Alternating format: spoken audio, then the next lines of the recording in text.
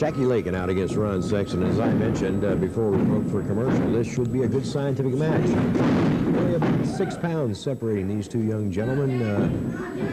Built along the same lines. Both men use a lot of speed, scientific knowledge in their application of professional wrestling. Collar and elbow, jockeying for position in the ropes, and we get a good break. Sexton with the most experience. Nice hook on the arm by Ronnie. Countered with the head scissor, but Sexton right out. And both men up, ready to go again.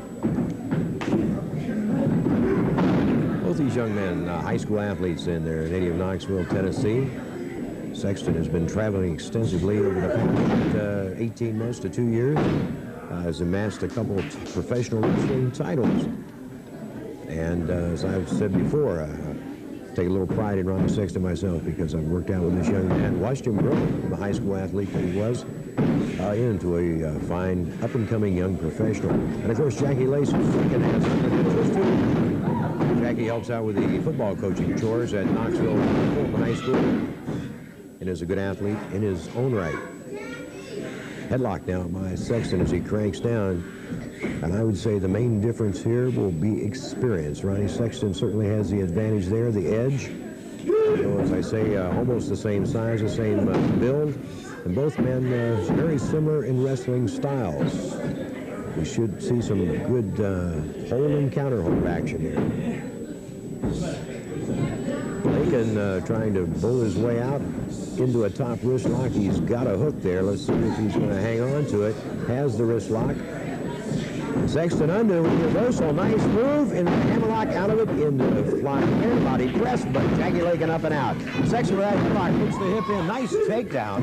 And joining me here at our microphone, Brass Knuckles champion Rick Connors. And Rick, Ronnie Sexton looking good in there. Some good wrestling moves. Well, he thinks he's a good wrestler, Les. He's got a lot to learn, really. He does okay. Nothing great.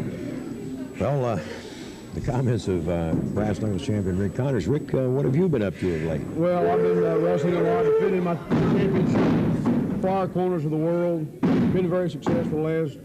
Winning a lot, making a lot of money, just like always. Well, I know you're out here to watch these young gentlemen, and I certainly would appreciate your professional comments. Now, Sexton has controlled offensively. Both men have a lot of speed. They're about 6 pounds different in weight. I would say the edge goes to Sexton by virtue of experience. That's probably true, Les. Sexton is a pretty fast wrestler. So is Jack Lakin. I'm probably faster than both of them combined. I have quite a bit of speed myself. I think most people know this and seen me wrestle. Lakin with a nice switch there into the hammerlock, and Sexton reverses right out of it. Double leg from behind, goes right back to the headlock.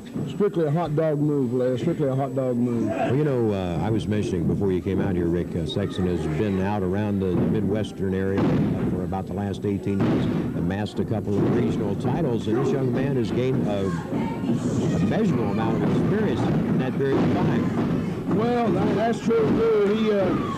He still doesn't have quite the experience, though, look here, to wrestle like me. Sexton with a nice roll up, and he's got his man. He's got him. Beautiful move. As soon as we can get that match in, we will get our ring introduction. And here comes Terry Taylor out to wrestle Killer Carl Cox. Here's Alan Williams for the introduction. Our last match is one fall with time remaining in the program with a combined weight of 491 pounds. It should be Killer Carl Cox, but Killer Carl Cox is going against Terry Taylor. The bell. And Killer Carl Cox, having already warmed up on John Flew with that brainbuster, goes to work on young Terry Taylor. Taylor trying to fight back. Cox trying to control him now. Taylor battling back. Cox tearing at Taylor's eye. Shoots him cross ring into the ropes, midsection shot as Taylor comes off. Ole Anderson out, cheering Taylor on before that brainbuster can be applied. Killer Carl Cox is pushed off balance, and Terry Taylor comes down on top of him. Ole Anderson now moving back in that ring as Taylor is pitched over the top rope. And it is Killer Carl Cox and Ole Anderson with a shoe. Terry Taylor is giving the match. Ole Anderson with a shoe, pounding at the head of Killer Carl Cox. And we've got pandemonium here. Cox outside that ring, chased there by Anderson for the second time in less than 5 minutes. Terry Taylor awarded the match over Killer Carl Cox. Pounds on the right of your screen. From Pensacola, Florida, Rick and Robert Gibson.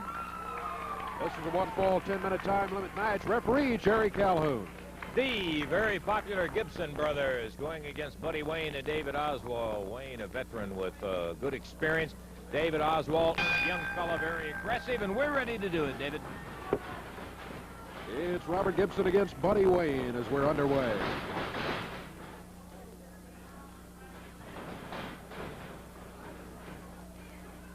Robert Gibson with the headlock. Buddy Wayne picking him up in the air. Robert Gibson hangs on.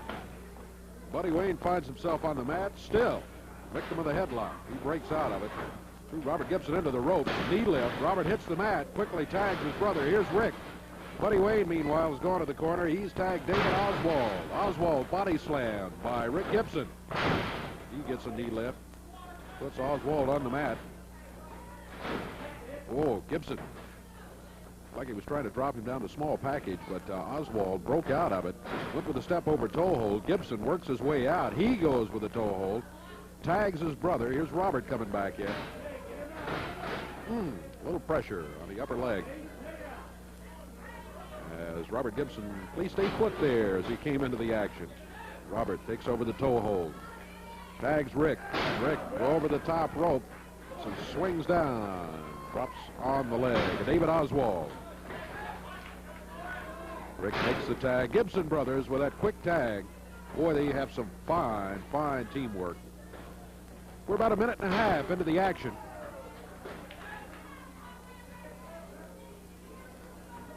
Gibson's making the quick tag. David Oswald on the mat.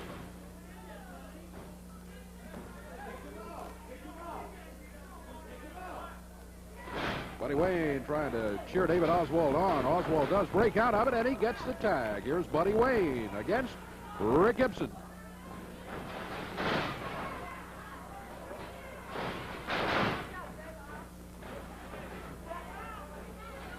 Buddy Wayne with a headlock. Rick Gibson fires him into the ropes. Over the shoulder, coming off of there, and Buddy Wayne, all 246 pounds of him, hits the mat. Gibson's make a tag. Buddy Wayne into the ropes. Robert Gibson, good drop kick, puts Wayne on the mat, a cover. Count of one's all he gets. Buddy Wayne quickly to the corner. David Oswald coming back in. Oswald with a headlock on Robert Gibson. He gets the tag. Buddy Wayne comes back in. They double team Robert on the exchange.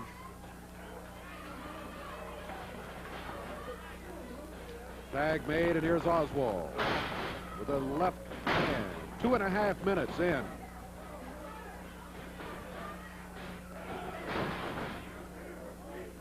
Oswald on the mat.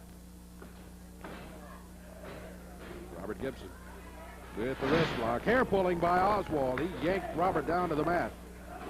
Rick is there, though, after the tag. Ooh, a suplex.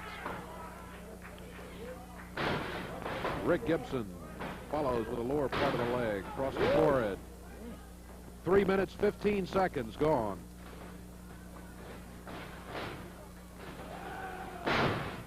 Oh, look at that teamwork. Rick set him up, Robert right there. The count is 3, and that is it. 3 minutes, 28 seconds of action. And the Gibson brothers. Stand there for a minute, but he drops him. He really dropped him on that neck and head that time, Jim. Got him by the hair, and there's a tag. Here comes Yankee. It's like a little judo chop there for Yankee. I think they could probably go to the pin. Now, what they're doing now, instead of going ahead and beating the man and kind of having mercy on him, they're going to take him and push him to death. Punish him for a while. Yeah. That's what it looks. Now with 1, 2.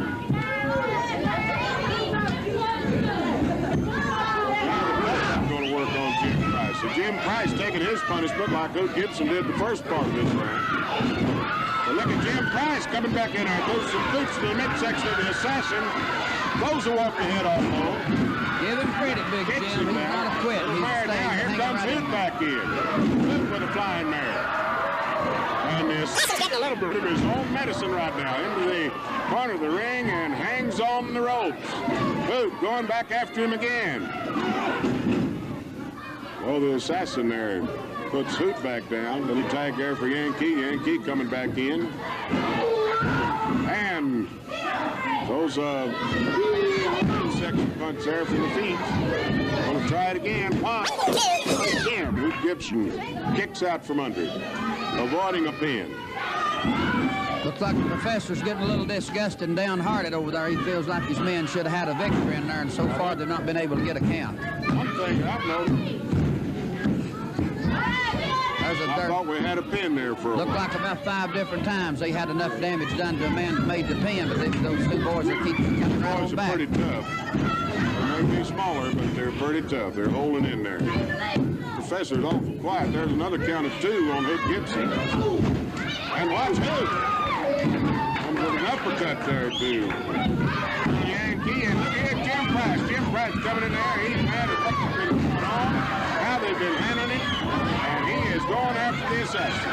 It's a pretty drop kick he throws there, Jim. That was a good-looking drop kick. Now he's in trouble.